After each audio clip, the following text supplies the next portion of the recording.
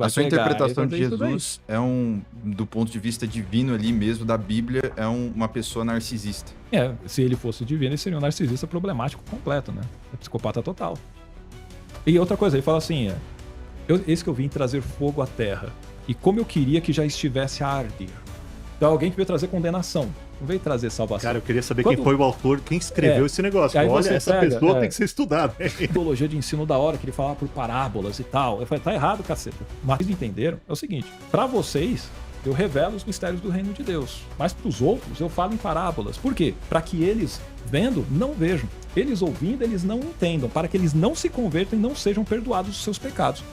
Ele deixa claro que ele falava em parábolas para as pessoas não entenderem. Então ele falava exatamente para condenar. Fala, Jesus, tem misericórdia de mim, não sei o quê. E ele finge que não tá ouvindo. Ele vai indo. E ela grita, e os apóstolos, ela tá vindo aí, meu, não sei o quê. E dane-se, tá seguindo. Até que ela chega, ultrapassa eles, se ajoelha e pede, tem misericórdia de mim, minha filha tá endemoniada, você pode me ajudar? E fala assim, então, não é bom tirar o pão dos filhinhos e lançá-lo pros cachorrinhos. Ele comparou então o quê? Não, os filhos, Israel. Cachorrinhos, você é uma cadela. Você não é do povo de Israel. Não é bom eu tirar o pão e dar para cachorro. Você gostaria de ser comparado dessa forma? É o grupo dele, né? Então, o meu grupo. O que a gente chamaria de uma xenofobia? Por ele ser um racista? Beleza. Então Jesus é racista, um xenofóbico. Então, é melhor ouvir isso do que ser surdo. Mas eu tenho minhas dúvidas, né? Vamos lá. Muito bem-vindo, meus amigos do canal Os Reveladores. Hoje a gente vai fazer um vídeo reagindo a, teoricamente, um especialista, né, que está trazendo verdades brutais a respeito do nosso mestre Jesus Cristo de Nazaré. Né?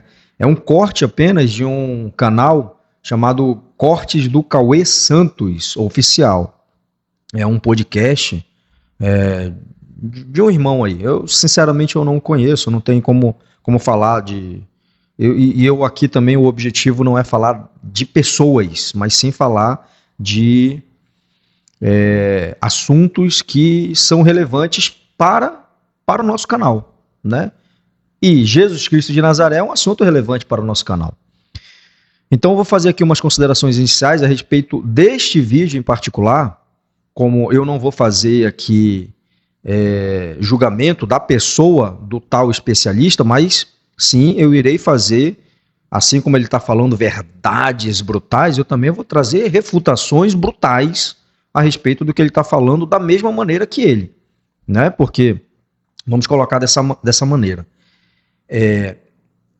aqui está falando que é um especialista falando sobre o tema Jesus Cristo de Nazaré, e está, em tese, tentando desmistificar tanto a figura que ele está falando, que é uma figura mitológica de Jesus Cristo de Nazaré, como também os ensinamentos.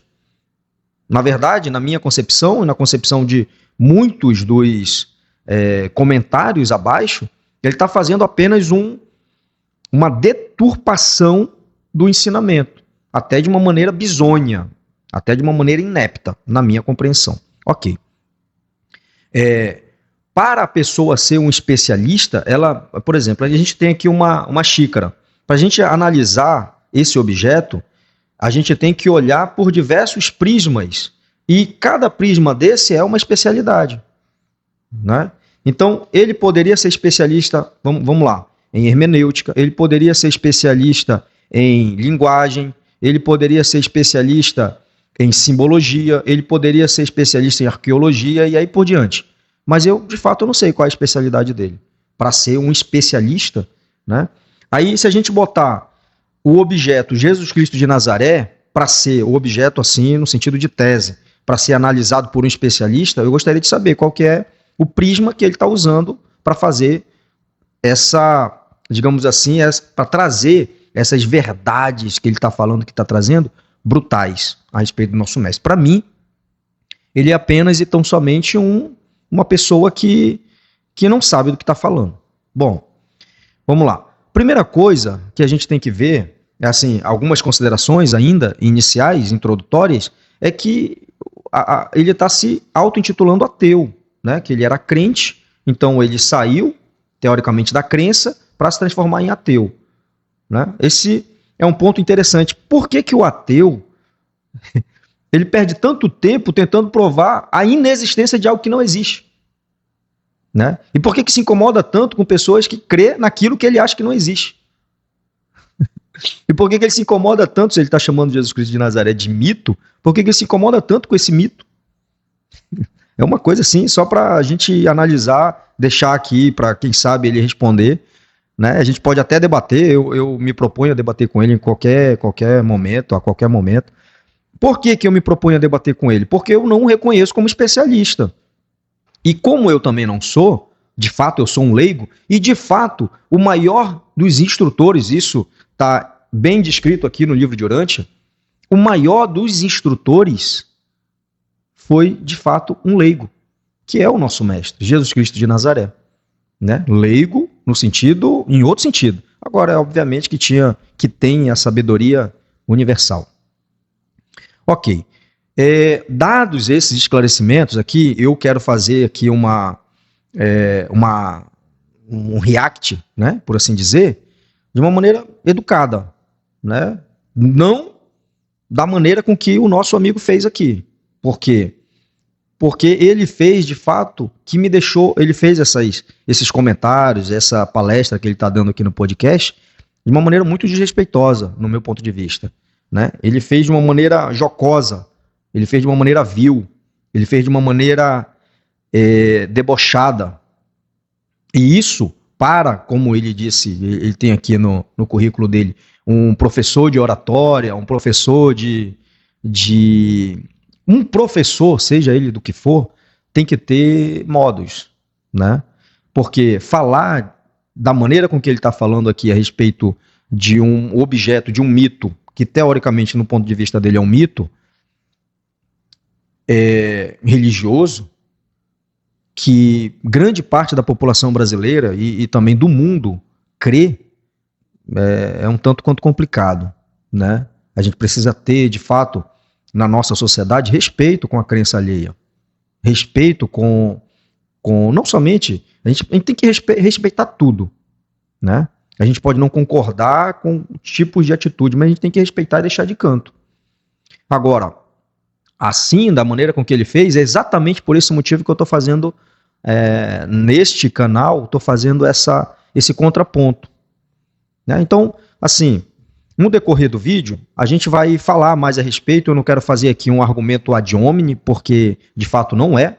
De fato, eu estou falando da atitude dele, não da pessoa dele. Eu não o conheço, talvez ele seja uma excelente pessoa, talvez seja, mas da maneira com que ele falou, realmente foi extremamente desrespeitosa. E fica aqui, no canal Os Reveladores, uma nota de repúdio, um vídeo de repúdio sobre as falas que ele proferiu aqui a respeito do nosso mestre. Vamos iniciar aqui o vídeo dele, né?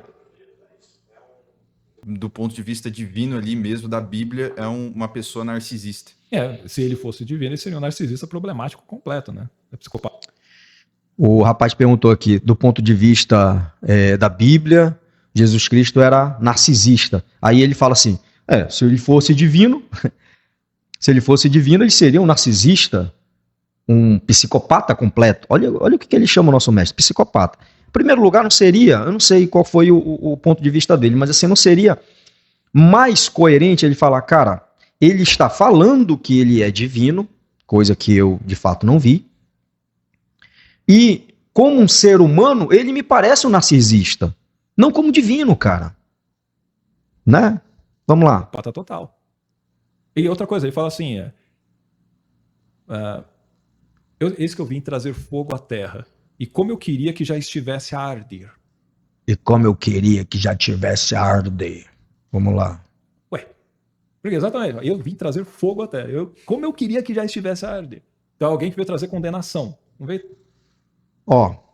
É aquilo que eu estou falando. A pessoa, para fazer uma análise profunda a respeito de qualquer texto que é, em tese, sagrado, ela tem que ter um mínimo de compreensão de hermenêutica. Toda vez eu falo isso, hermenêutica, simbologia, tem que entender um pouquinho de arqueologia, de cultura da época, de história, etc.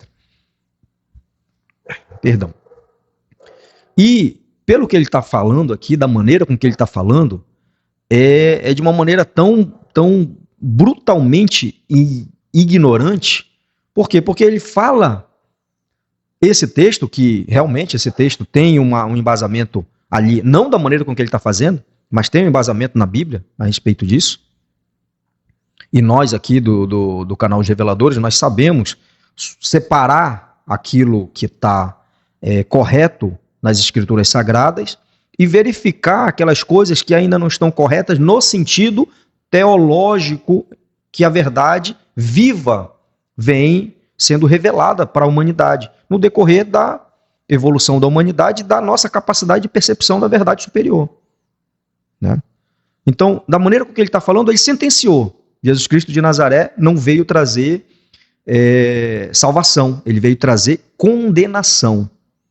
Aí eu pergunto ao nobre amigo especialista, eu vou fazer uma pergunta aqui simples. Eu gostaria que você fizesse uma proposta, na verdade. Eu gostaria que você fizesse assim, um estudo aprofundado a respeito do antes, dos primórdios da humanidade, durante e depois de Jesus Cristo de Nazaré, e me traga uma personalidade, um escritor, uma autoridade filosófica, uma autoridade religiosa, o que quer que seja, que tenha discorrido, ensinado a respeito do perdão de uma maneira com que Jesus Cristo fez. Não somente ensinou, viveu isso. Como é que um ser, como ele está falando, mitológico, traz um conceito desse que permanece durante anos e anos e permanecerá ad eterno? Traz o conceito de perdão, vive esse conceito na cruz do Calvário e diz: Pai, perdoa-os, pois eles não sabem o que fazem. E aí vem o nobre amigo especialista dizer que Jesus Cristo veio trazer a condenação. Aquela brincadeira que a gente faz, né? É melhor ouvir isso do que ser surdo. E trazer salvação. Cara, eu queria saber quem foi o autor, quem escreveu esse negócio. Olha essa pessoa. Uma coisa interessante aqui também. É por isso que eu estou fazendo esse vídeo aqui. Porque, vamos lá, vamos supor que esse outro amigo aqui seja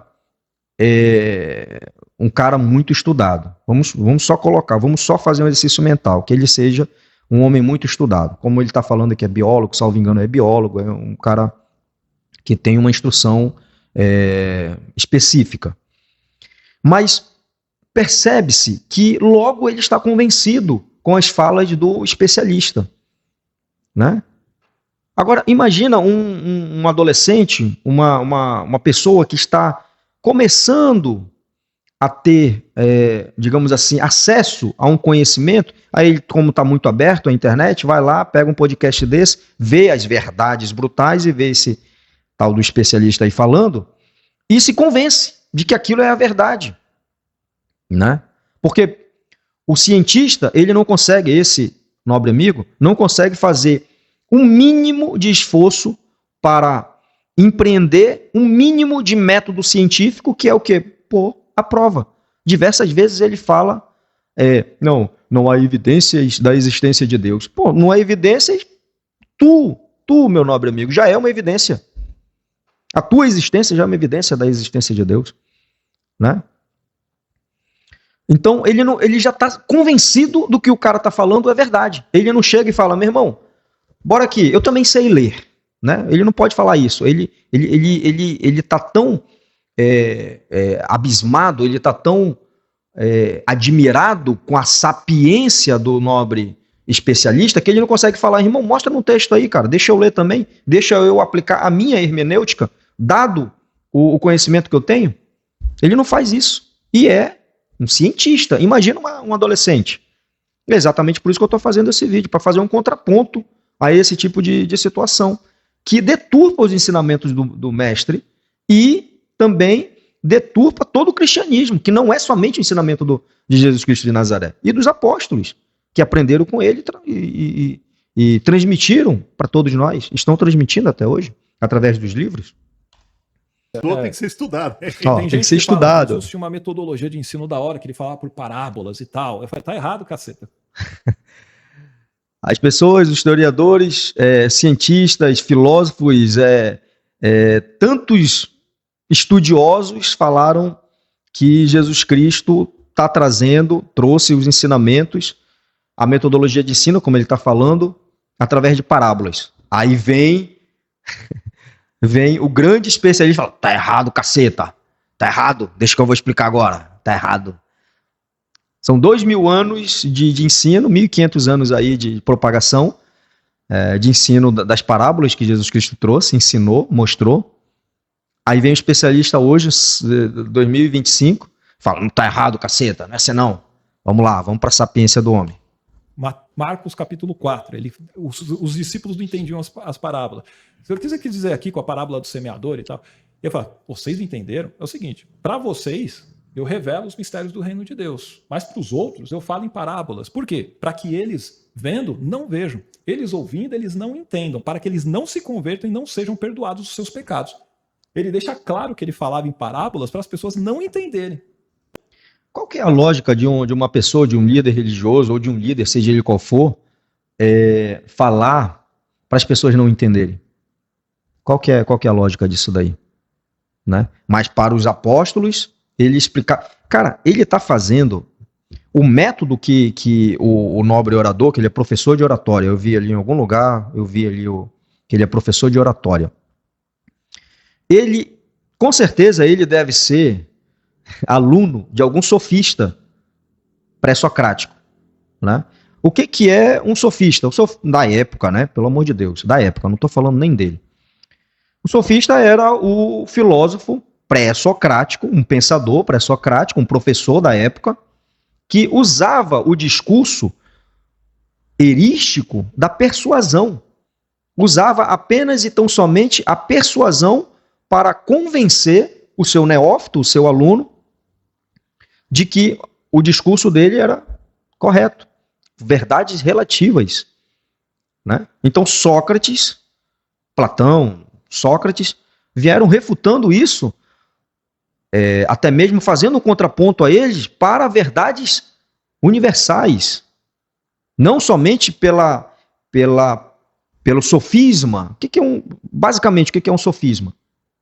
É a pessoa trazer uma linha de raciocínio, embutindo nessa linha de raciocínio verdadeira, em partes, embutindo ali uma falácia, uma mentira, um engano, para que deturpe, no final da mensagem, a mensagem inicial, a premissa. Correto? Então é exatamente isso que ele está fazendo. Ele pega um texto, ele começa a fazer ali todo um barulho, toda uma manifestação de uma mentira. Que ele não está fazendo isso. E o nobre amigo biólogo aqui, ele não consegue fazer um mínimo esforço de pegar. Irmão, mostra nesse texto aí, brother. Deixa eu dar uma olhada nesse texto. Ele não consegue, eu faço. Está aqui, ó. Nos 4 evangelhos, né? Pega-se, vamos ver o texto. Eu não vou nem ainda pegar o livro de Urântia para falar. Vamos ver o texto. Aqui, ó. Ele respondeu, os discípulos aproximaram-se dele e perguntaram, por que falas ao povo por parábolas? E ele respondeu, a vocês foi dado o conhecimento dos mistérios do reino, mas não a eles. Pois o que tem, mais lhe será dado, e terá em grande quantidade. Mas o que não tem, até o que lhe tem será tirado. Por essa razão, eu lhes falo por parábolas. Porque, vendo, não veem, e ouvindo, não ouvem, nem entendem. Vamos lá.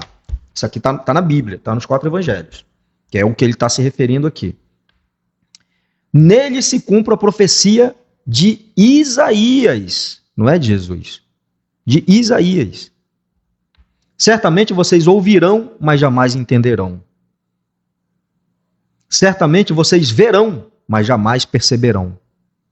Pois o coração deste povo se tornou insensível, de má vontade, nobre amigo especialista.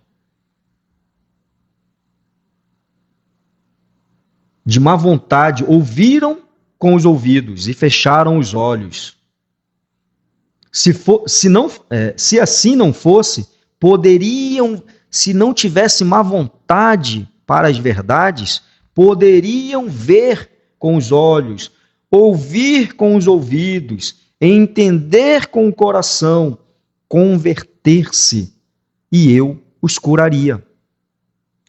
Isso está nos 4 evangelhos, que ele está fazendo um sofisma tão, digamos assim, porque os sofistas da época, eles eram sofisticados. Esse sofisma aqui, ele é tão pueril, raso, infantil, superficial, que só ler os 4 evangelhos já refuta.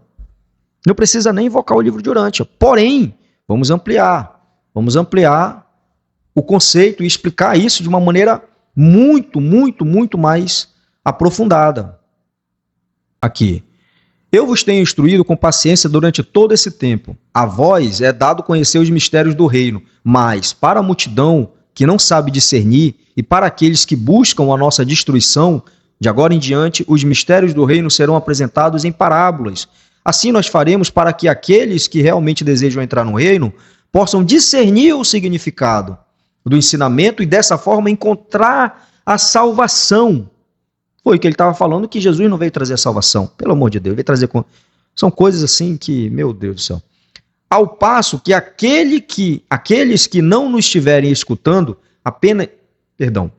ao passo que aqueles que nos estiverem escutando apenas para nos pegar de surpresa, acabarão ficando mais confundidos, pois verão sem nada ver e ouvirão sem nada ouvir.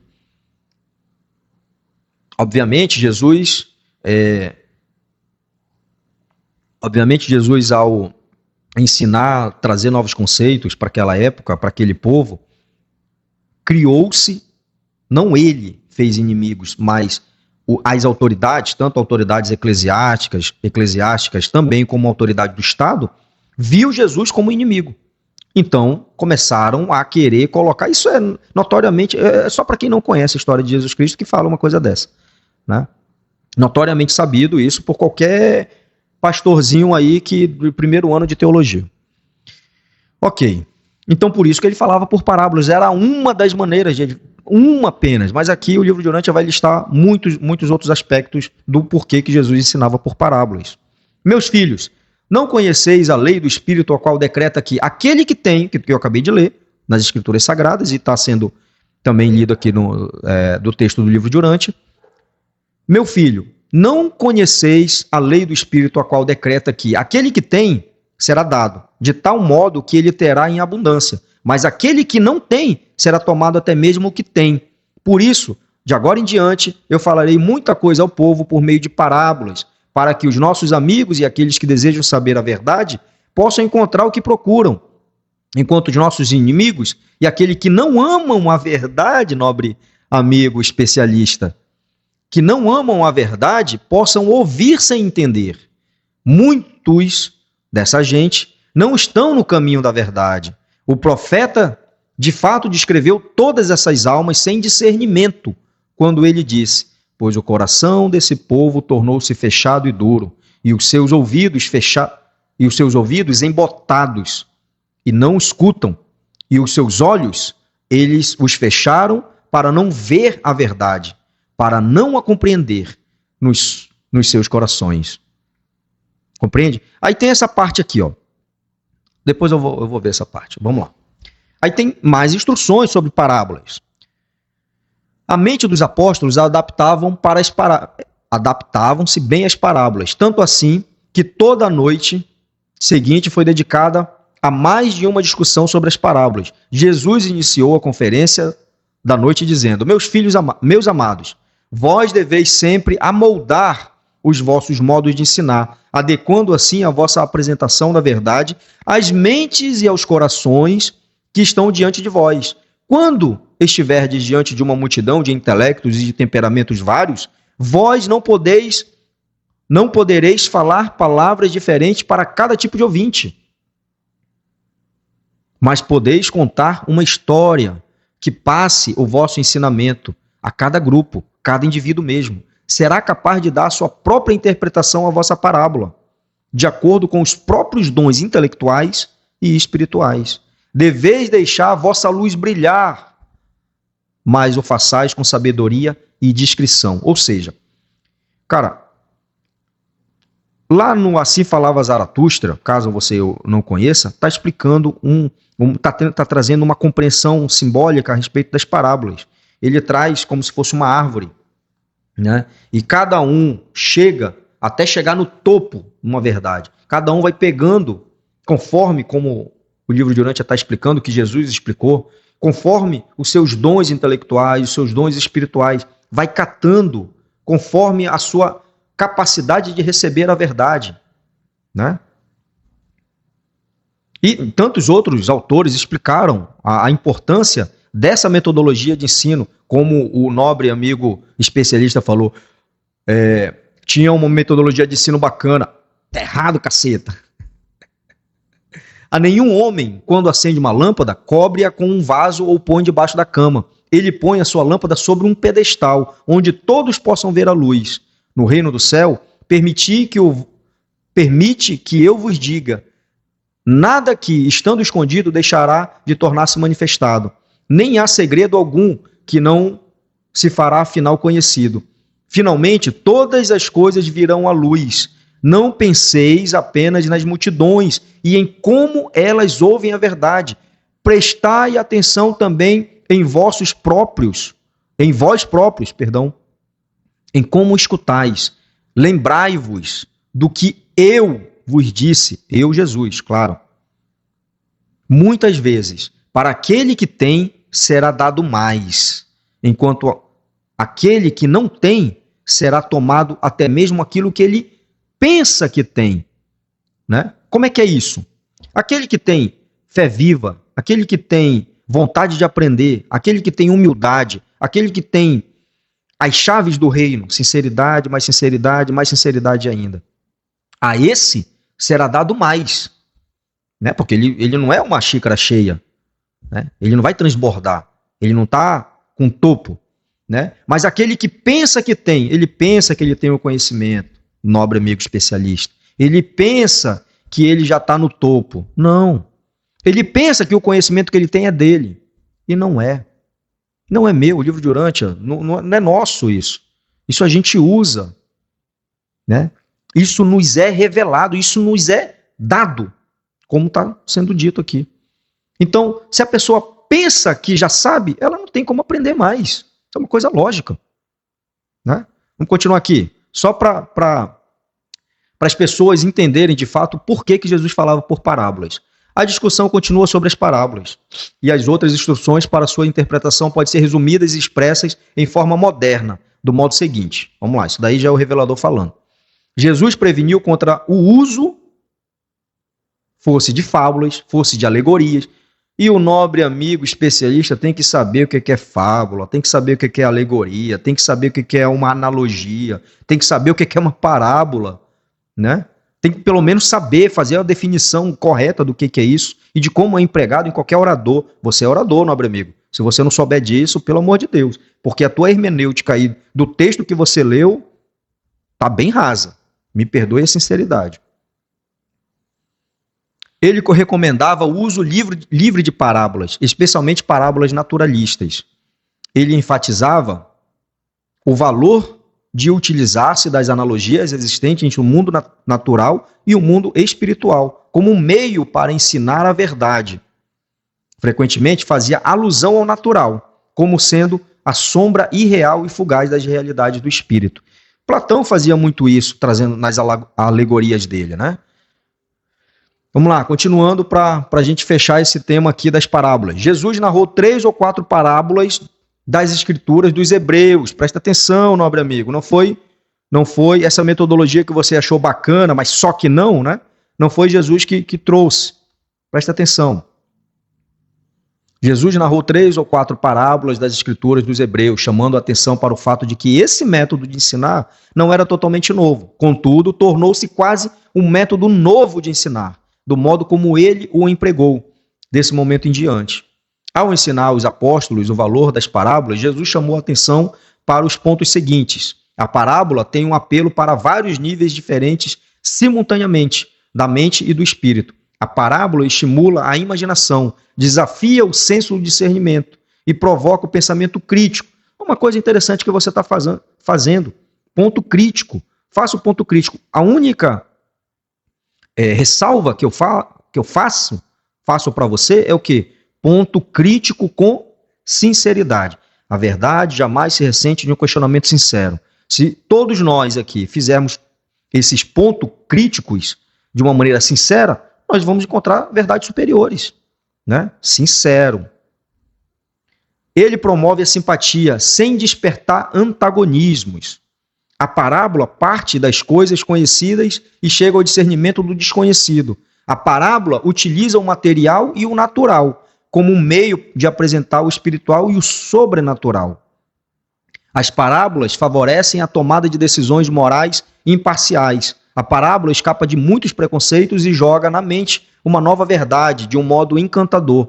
E a tudo isso ela faz despertando o mínimo de autodefesa. É por isso que Jesus, meu nobre amigo, falava em parábolas de ressentimento pessoal.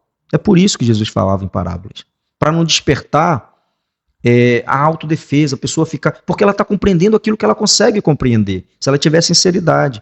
Aqueles que se faziam inimigos de Jesus, eles não tinham, estava endurecido o coração. Eles não queriam saber nada sobre as verdades que Jesus veio nos ensinar. Eles não queriam, eles queriam apenas pegar Jesus de surpresa. Tentar colocar Jesus em xeque para fazer o quê? Para fazer o que eles fizeram. Né? Prender, humilhar, bater e crucificar. Né? A parábola parte das coisas conhecidas e chega ao discernimento do... Não, isso aqui eu já li. Vamos lá. Rejeitar a verdade contida na analogia parabólica requer uma ação intelectual consciente, que despreza diretamente o vosso próprio julgamento. Nobre, eu vou ler isso aqui de novo para ti, especialista.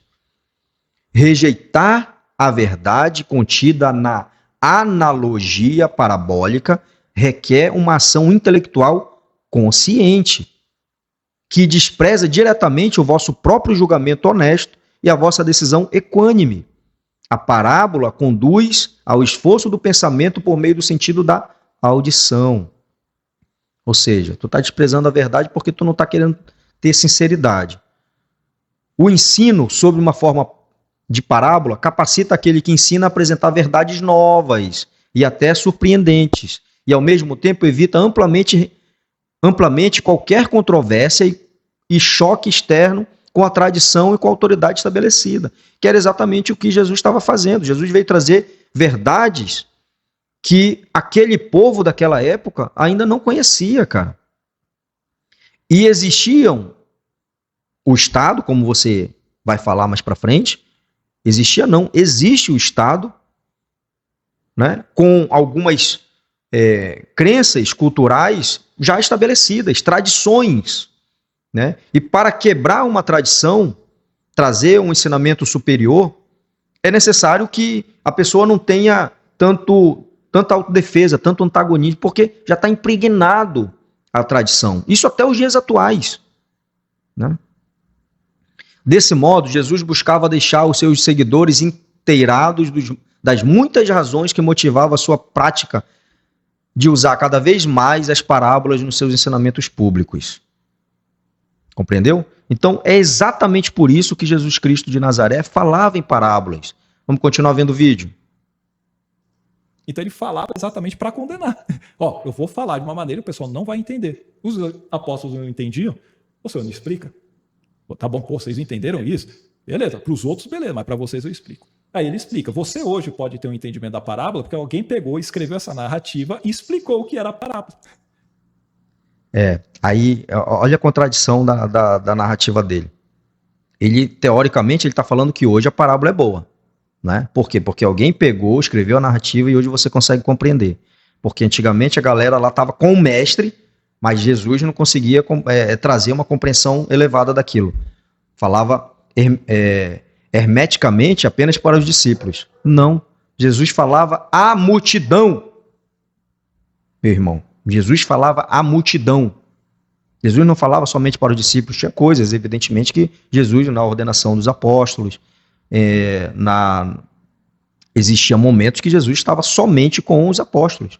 Mas Jesus ensinou os apóstolos as parábolas para ide por todo mundo e pregar o evangelho, meu nobre amigo. Ide por todo mundo e pregar o evangelho. Como é que ele vai falar somente para os 12? Ele falou para os 12, ensinando os 12. Ensinando a ensinar. Por isso que ele é mestre, porque ele ensina nos a ensinar. Né? É por isso. Mas dentro do personagem da mitologia, se você já for lembrar... já é um viés. Dentro do personagem, dentro da mitologia, Jesus é um mito. Aí você se preocupa tanto com o mito. Ok. Dentro de um outro viés. Exato. Isso. E ele, nesse personagem, em Marcos capítulo 4, está claro. Ele usava a parábola para que as pessoas não se salvassem. Não era para salvar a galera. Não era para se salvar. É muito engraçado o cantor aí do Engenheiros do Havaí, que ele, porra, cara, esse cara tá revelando o cara tá fazendo, meu irmão, o cara trouxe aí uma verdade superior, meu Deus do céu. Uma mulher Ciro-Fenícia, outra nação. Beleza. E ela tem uma filha, tá terrivelmente endemoniada. E ela vem correndo atrás de Jesus, tá com os apóstolos lá, e ela fala, Jesus, tem misericórdia de mim, não sei o quê. E ele finge que não tá ouvindo. E ele vai indo. E ela grita, e os apóstolos, ela tá vindo aí, meu, não sei o quê. E dane-se, tá seguindo. Até que ela Jesus chega, falou, ultrapassa eles, se ajoelha e pede, tem misericórdia de mim, minha filha tá endemoniada, você pode me ajudar? E fala assim, então, não é bom tirar o pão dos filhinhos e lançá-lo para os cachorrinhos. Ele comparou então o quê? Não, os filhos, Israel.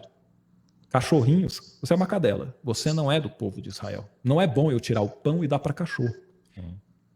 Você gostaria de ser comparado dessa forma? É o grupo dele, né? Então, é o meu grupo. É o que a gente chamaria de uma xenofobia? Por ele ser um racista? Beleza. Então Jesus é racista, um xenofóbico. Então ele... É melhor ouvir isso do que ser surdo. Eu tenho minhas dúvidas. Jesus praticava xenofobia. Jesus era racista. Legal. Jesus, nobre irmão, ele era vítima de racismo. Ele era o que poderia vir de bom, né, da Galileia, né, de Nazaré.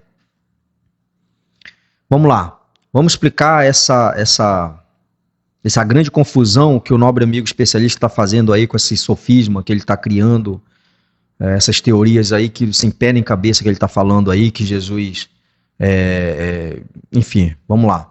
A mulher síria do livro de Urântia. Vamos trazer aqui, pelas escrituras sagradas, pelos teólogos, pelos historiadores, de fato a mulher síria não tinha nem nome. Por isso que está escrito mulher síria. Né? O livro de Urântia está trazendo a história completa aqui, de uma maneira muito mais que a gente consegue elucidar essa situação que o tal especialista está falando aí. Vamos lá, eu vou ler todo o texto aqui para a gente compreender melhor. Perto da casa de Curasca, onde o mestre estava hospedado, vivia uma mulher síria que muito havia ouvido falar de Jesus, de suas grandes curas e ensinamentos. E nesse sábado à tarde, ela veio até ele trazendo a sua filha pequena. A criança, de cerca de 12 anos de idade, estava afligida de uma desordem nervosa grave, caracterizada por por convulsões e outras manifestações extenuantes. Preste atenção nesse ponto. Caracterizada por convulsões e outras manifestações extenuantes. Ok. Jesus havia recomendado aos seus seguidores que não dissessem a ninguém sobre sua presença na casa de Curasca, explicando que desejava descansar. Eles obedeceram às instruções do mestre, mas o serviçal de Curasca foi até a casa dessa mulher síria, Norana, é o nome da mulher síria, e informou-lhe que Jesus estava hospedado na casa de sua patroa e estimulou essa mãe ansiosa a trazer a sua filha afligida para a cura. A mãe, evidentemente, acreditava que sua filha estava possuída por um demônio, um espírito impuro. É o que está relatado nas escrituras sagradas, né? Quando Norana chegou com a sua filha, os gêmeos Alfeus explicaram-lhe, por meio de um intérprete, que o mestre estava descansando e que não devia ser incomodado. E a isso Norana replicou a ela e a sua filha que ela e sua filha permaneceriam ali até que o mestre terminasse o seu descanso. Pedro também tentou argumentar com ela e persuadi-la a voltar para sua casa. Explicou que Jesus estava cansado de tantos ensinamentos e curas, e que ele tinha vindo a Fenícia para um período de calma e descanso. Mas foi inútil. Norana não iria embora. A solicitação de Pedro, ela apenas respondeu: eu não irei embora, não antes de ver o teu mestre. Eu sei que ele pode expulsar o demônio da minha filha, e eu não irei antes desse curador cuidar da minha filha. Presta atenção. Então, Tomé mandou a mulher embora, mas não obteve êxito. A ele, ela redarguiu, ou seja, refutou, botou Tomé em xeque. Eu tenho fé na capacidade que possui o vosso mestre de poder expulsar esse demônio que atormenta a minha filha. Ouvi falar do poder dos seus trabalhos na Galileia e acredito nele. O que aconteceu a vós? Por isso que Tomé ficou em xeque. O que aconteceu a vós, discípulos dele, que mandais embora aqueles que vêm procurar ajuda do vosso mestre? E quando Tomé ouviu-a dizer isso, ele retirou-se. Vai falar o quê? Enquadrou o cara. Tomé, você foi enquadrado pela mulher síria. E então Simão Zelote adiantou-se para argumentar com Norana. Disse Simão, mulher, é esse ponto específico que esse nobre amigo especialista aí está dizendo essa confusão toda, atribuindo essa fala de Jesus Cristo de Nazaré. Mas não foi Jesus Cristo de Nazaré que falou isso, né? Vamos lá. Disse Simão,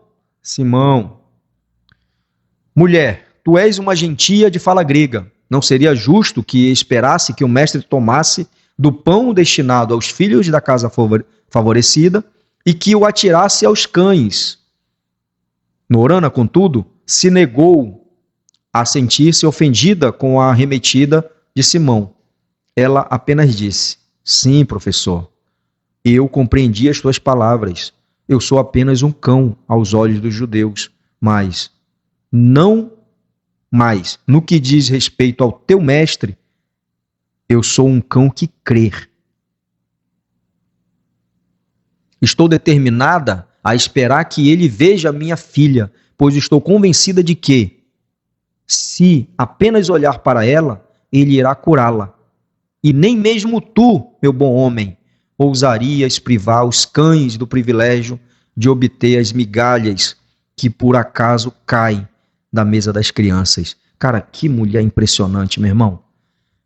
O nível de raciocínio dessa mulher, o nível de fé dela, até me emociona.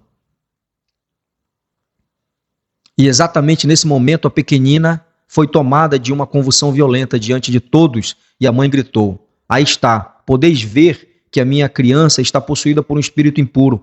A nossa necessidade não vos impressiona, mas certamente impressionará o vosso mestre, pois fui informada que ele ama a todos os homens e que ousa curar até mesmo aos gentios.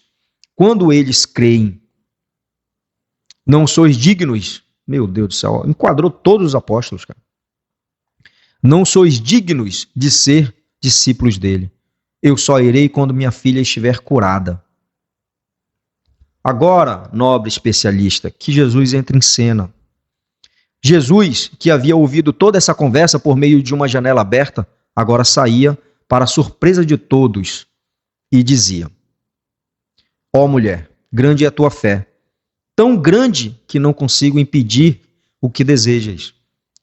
Toma o teu caminho em paz, a tua filha está curada. E a menina ficou boa a partir daquele momento. Quando Norana e a criança estavam saindo, Jesus solicitou a todos que nada dissessem a ninguém sobre o acontecimento. E conquanto os seus seguidores viessem a atender esse pedido, a mãe e a criança não cessariam de proclamar o fato da cura da menina por toda a região e até mesmo em Sidom. Tanto assim que Jesus julgou aconselhável mudar de alojamento dentro de poucos dias. Então essa confusão toda que o especialista está fazendo aí com essa, não vou nem chamar isso de hermenêutica, mas com essas falácias, com esses arrotos mentirosos, com esse sofisma de baixo intelecto, aqui está trazendo, está elucidando tudo através das escrituras do livro de Urântia, né, dos ensinamentos do livro de Urântia a respeito desse acontecimento. Vamos continuar aqui, porque aqui ele só fala a mesma coisa. Ele chega e faz isso. Mas aí que vai minha dúvida aqui. Desse jeito que você tá lendo, interpretando e, de certa forma, fazendo esse cherry picking igual o Alberto falou, eu entendo o que você tá querendo dizer. Você tem muito mais autoridade para falar do assunto que eu, mas O apresentador aqui é um moleque jovem, é um moleque que, pelo que eu percebo aqui, é um moleque até bem intencionado. Falo moleque assim não no sentido de pejorativo, muito pelo contrário, de jovem mesmo. E ele está tentando, de uma maneira educada, falar para ele aqui que ele está pegando pontos isolados, específicos ali, para deturpar a imagem de Jesus Cristo, né? Só que ele não tem argumentos. Aí qual que é o argumento dele? Assim, a autodefesa dele. Ele fala assim, eu não tenho a autoridade que você tem, porque você é autoridade no assunto. Vou falar uma coisa para você, nobre irmão. A autoridade, de fato, não é o diploma na parede, tá? A autoridade, de fato, é a verdade. 1 mais 1 é 2. São 2, no caso. Qualquer um que consiga proferir isso tem autoridade divina para falar que 1 mais 1 é 2. Por quê? Porque é a verdade. A verdade é divina. Então, qualquer um que consiga proferir a verdade, ela está revertida do poder divino de falar a verdade.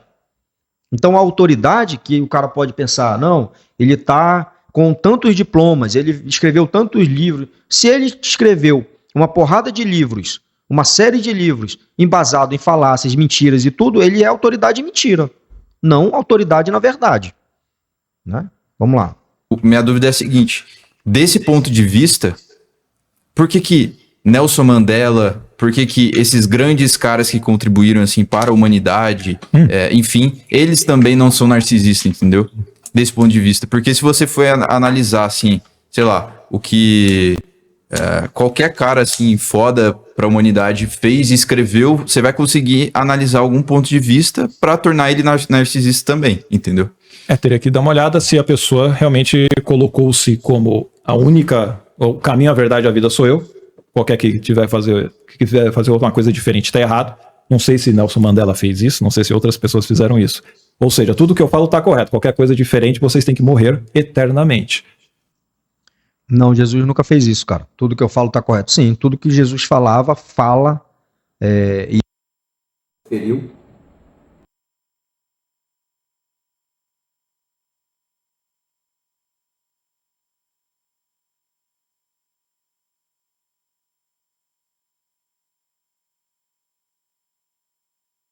Eu acho que eles não falaram algo do gênero. Não necessariamente assim, né? Mas você entendeu o que eu tô querendo dizer. Mas então, se eu pegar... E outra coisa, eles não se declaravam como deuses. Entendeu? Eles não se colocavam como pessoas especiais. Como filho de Deus. Né?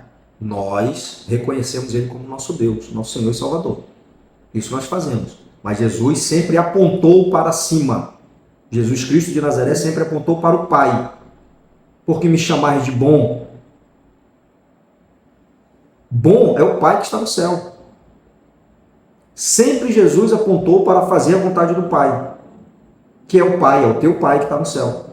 Que é por isso. Que você tem que segui-las, porque há de você se você não seguir. É engraçado esse ponto dele, né? Vou voltar aqui para você entender direito. Tem que segui-las, porque há de você se você não seguir. Você vai se lascar. Então, isso é uma ameaça. Isso não é... Como é que um ateu acredita... como é que um ateu vê Jesus Cristo de Nazaré como sendo uma figura mitológica e se sente ameaçado por um mito? Uma promessa de uma boa vida. Não, isso é ameaça. Se você não fizer, você está ferrado. Sim. Meu irmão, se tu não acredita nos ensinamentos de Jesus, por que tu tá se sentindo ameaçado, brother? Beleza? Então, nesse ponto, não tenho como... Não é um cherry picking, que nem eu falei. Eu estou analisando a completude mesmo. O contexto. Eu não estou Me perdoe, mas essa sua análise da completude é rasa. pegando... não, só isso daqui. Não. Por exemplo, quando ele fala de dar a outra face, ele também fala sobre, se te obrigarem a andar contigo 1 milha, vai com ele 2. Se te pegarem a túnica, dá também a capa. Ele está ensinando a pessoa a ser uma idiota. Está sendo... Ser bom, hoje é o conceito dessas pessoas, né? Ser bom, ser humilde, ser benevolente, hoje é ser idiota. Né? Jesus Cristo.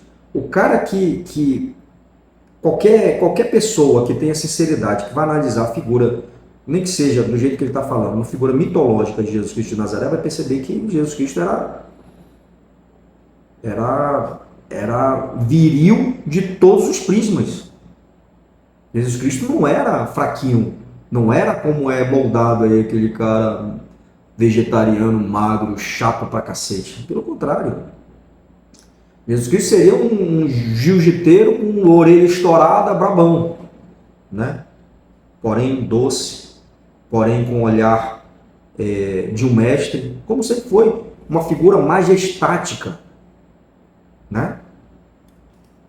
Ensinando ela a ser uma escrava, uma submissa ao império. Não, Jesus não ensinou nada. Em primeiro lugar, que Jesus não veio trazer, não veio fazer um contraponto, ele não veio ser líder político.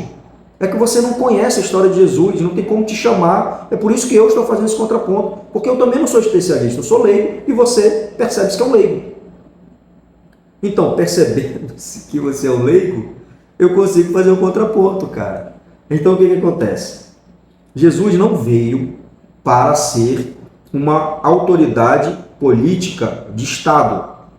Jesus veio para ser e é uma autoridade, um filho prometido para valores e coisas espirituais. É para isso que Jesus veio. Você não sabe disso, porque você não entende de Jesus, cara.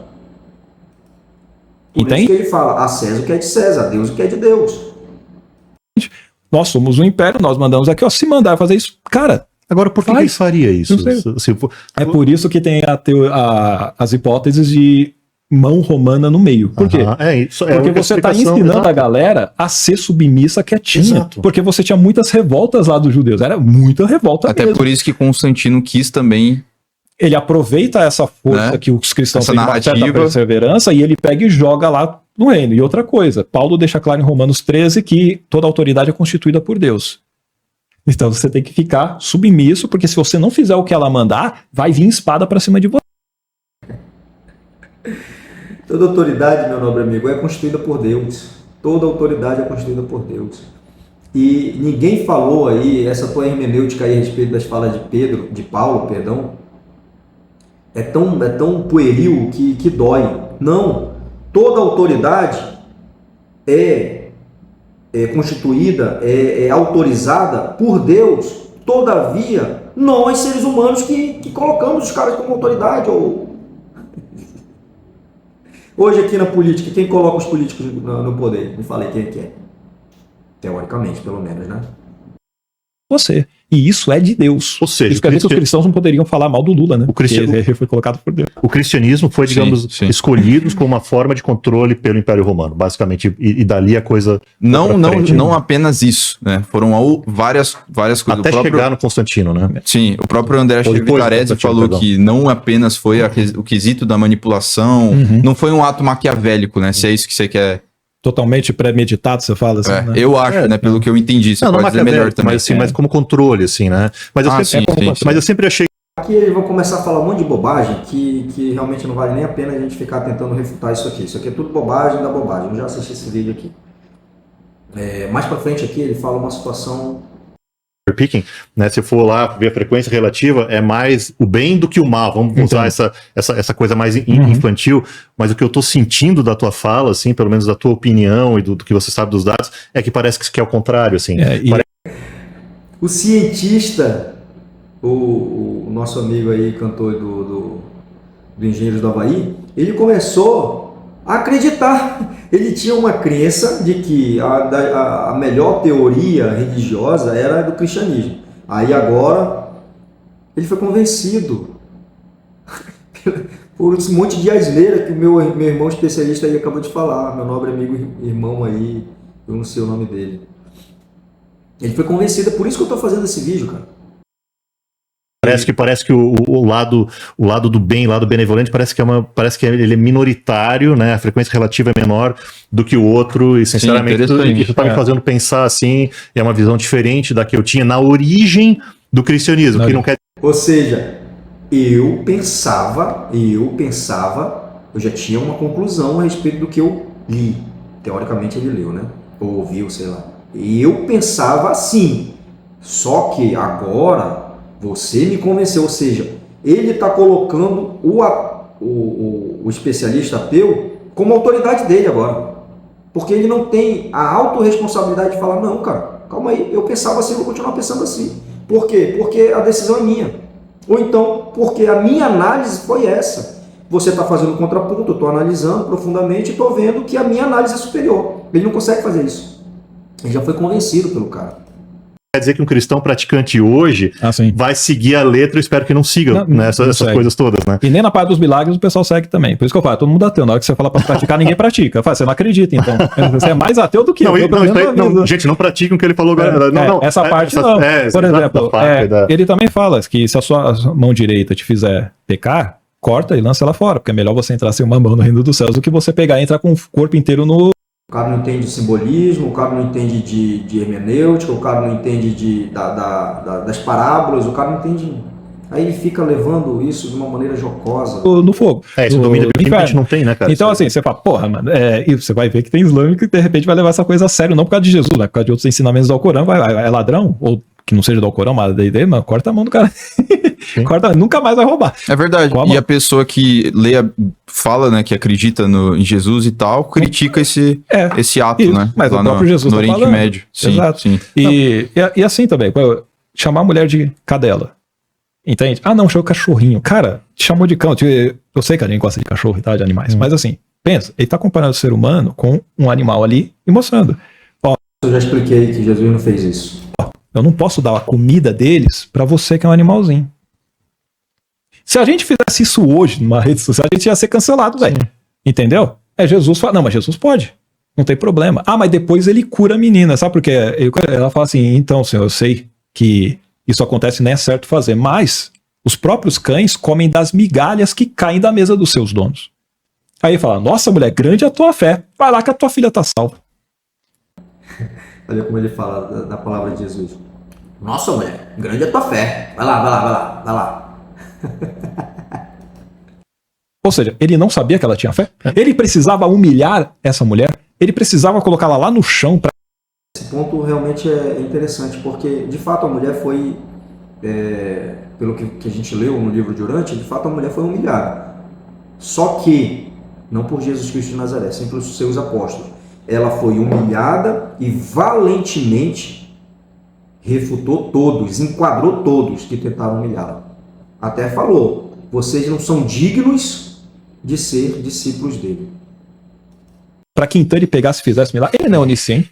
Cacete. Não faz sentido, mano. E uma coisa que eu acho legal desse papo assim, a gente tá fazendo uma análise de Jesus, né? Uhum. Não, vocês não estão fazendo uma análise de Jesus. Isso daí chama-se... Vocês fizeram um grande espantalho. É o argumento do espantalho.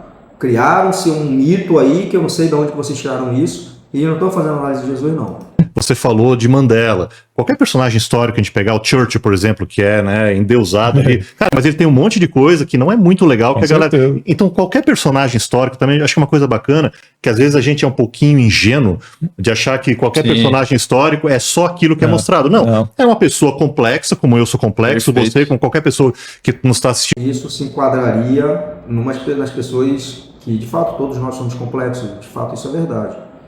Temos personalidades, compreensões, cultura, diversas coisas que faz com que a gente seja único. Por isso há complexidade. Agora, isso não se aplica a Jesus, cara. Isso não se aplica a Jesus. Destino complexo, com coisas que a gente chamaria de bem, coisas que a gente chamaria de mal, e a gente realmente faz o cherry pick. Então acho que é uma coisa legal a gente, e isso é da ciência mesmo, é a gente questionar. A gente questionar também os nossos ídolos. E a galera... Perfeito. Derrube seus ídolos, é o Nietzsche. Essa é a influência do Nietzsche em você, né? Isso, de fato, é uma coisa muito boa. Por quê? Porque a partir do momento que a gente faz isso, Jesus foi um dos caras que mais foi questionado, cara. É só analisar a história dele. Inclusive, todos os apóstolos faziam diversas perguntas. Uma multidão de pessoas que ouviam os ensinamentos de Jesus Cristo era aberto para fazer questionamento. Então, o livro de Urântia até fala, Jesus fala no livro de Urântia, a verdade jamais se ressente em um questionamento sincero. Isso é ensinamento de Jesus do livro de Urântia. Então, Jesus jamais ia se ressentir de alguém que esteja buscando a verdade, de alguém que queira aprender com ele, né? Da política, que é a mesma coisa, legal. A gente não questiona, né? A gente acredita que aquele candidato X aquele lá é só o bom, aquele é o mal, é aquela coisa infantil do bem e do mal. Bem e do mal. Enquanto que ambos, cara, se a gente fizer uma análise detalhada, vamos ver que não sobra. Tá difícil. Isso se aplica, tudo isso se aplica a nós, seres humanos, a nós ainda seres imperfeitos, mas a Jesus Cristo de Nazaré não se aplica. Bom, meus irmãos, aqui fazendo aqui as considerações finais, esse vídeo aqui foi feito até em tom de brincadeira para a gente realmente refletir o que está sendo propagado aí na sociedade, na internet, a respeito de Jesus, né? Da mesma maneira que existem, infelizmente, irmãos que estão rejeitando a verdade, existe também nós, irmãos, que estamos, da nossa maneira, tanto imperfeita, em diversos prismas, mas da nossa maneira estamos buscando a verdade, né? E na minha compreensão, a verdade é o nosso Senhor e Salvador Jesus Cristo de Nazaré, como dizem os católicos, né? Então, aos nobres irmãos aí citados, eu estou aberto, né? Aberto a dialogar, a trocar ideias. Se a gente quiser fazer um debate aí, venha de coração aberto, que será bem-vindo aqui no nosso canal. Valeu? E seria interessante até, porque aí a gente faz um contraponto, assim, tipo, ao vivo, na hora, né? Para não ficar solto. Mas enfim, forte abraço. Eu falei algumas coisas aqui defendendo a nossa crença em Jesus Cristo de Nazaré, mas em hipótese nenhuma levando a algo pessoal, porque eu também não conheço os irmãos. Mas, de fato, as ideias, de fato, são ideias pueris, vis, de uma maneira desrespeitosa falaram do nosso mestre. Então é isso. Aos amigos, até a próxima.